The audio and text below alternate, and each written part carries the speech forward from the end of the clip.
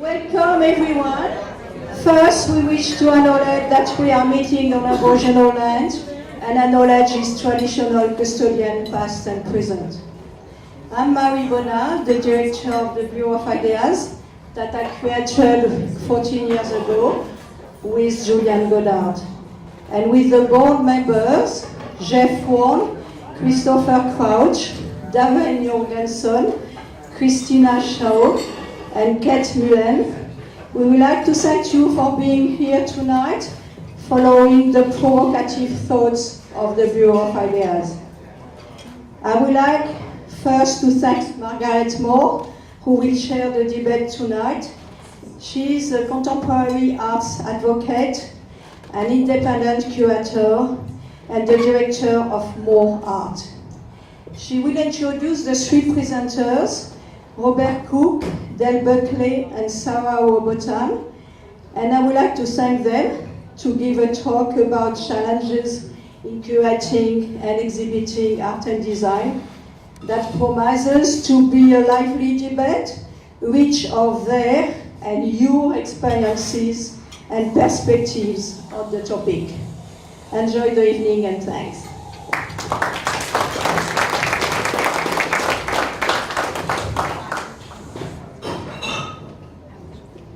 Good evening, everyone. Thank you, Mari, and welcome to this event tonight. I'd also like to acknowledge that we're meeting on Noongar land and pay my respects to elders past, present and into the future. It's great to see a good turnout here. I was actually on the panel last time and I think we had numbers very similar, if not a bit more. So it's terrific that there's an appetite for this kind of engagement and discussion. I suppose it's very civilised that we can have a glass of wine or a glass of beer while we're talking. Now tonight, the topic is challenges in curating and experimenting, and exhibiting, might be experimenting as well, and exhibiting art and design. And just by way of beginning, I suppose it raises all sorts of questions and commentary in my mind, and I'm sure in yours, and I'm hoping that tonight allows for some probing and some different provocations from quite different speakers with different experience. Just to think through for the beginning, I suppose there are a couple of tangents that I think are implied in that title. I suppose implicit in the topic for me is the impact of contemporary modes of curatorship on the presentation and distribution of art and design, and also the exchange between the artist as the maker and their audience and how the two might converge, and of course whether there's a curator involved in that or not.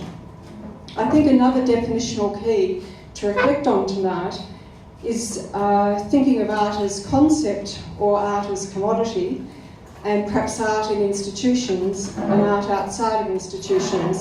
And I think all those things have a bearing on how we might approach the discussion. Artists, despite everything, seem to sustain, but the dismantling or the dilution of what it is to be a curator seems rife in the present.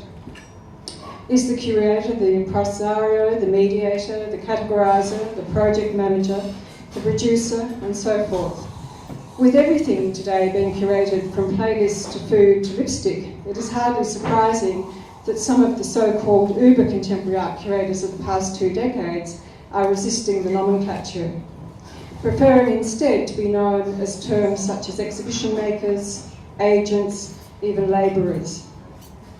I suppose I'm thinking here of people like Hans-Ulrich Obrist, Jens Hoffmann, Carolyn Christopher-Kev.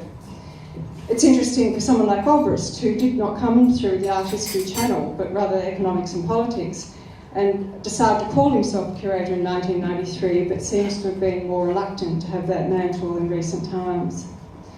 Today, it is as though the imposter curator of the digital and consumerist age has unsettled institutional or major exhibition curators.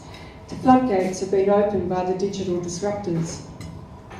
Also notable are exhibitions that have been put together by non-purist curators, if you like, by interior designers, scientists, tastemakers.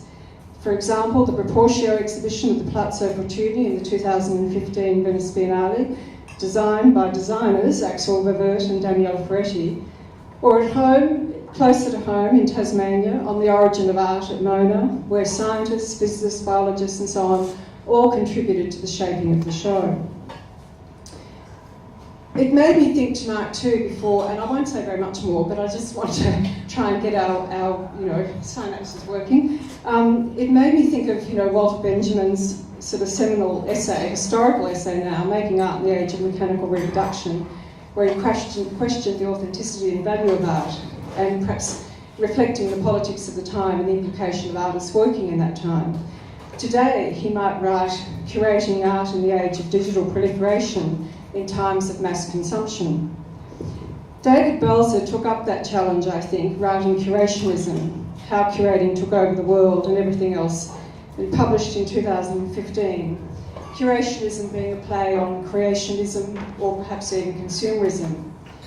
And since the mid-90s, he claims and argues that we've been living in the curationist moment, charting the paradigm shift in how it works. He says the curator is the condition of the contemporary, aligning its shift with the staggering growth in art production and promotion since the 1980s, and the rise of the profession from an apprenticeship-like system to the academy.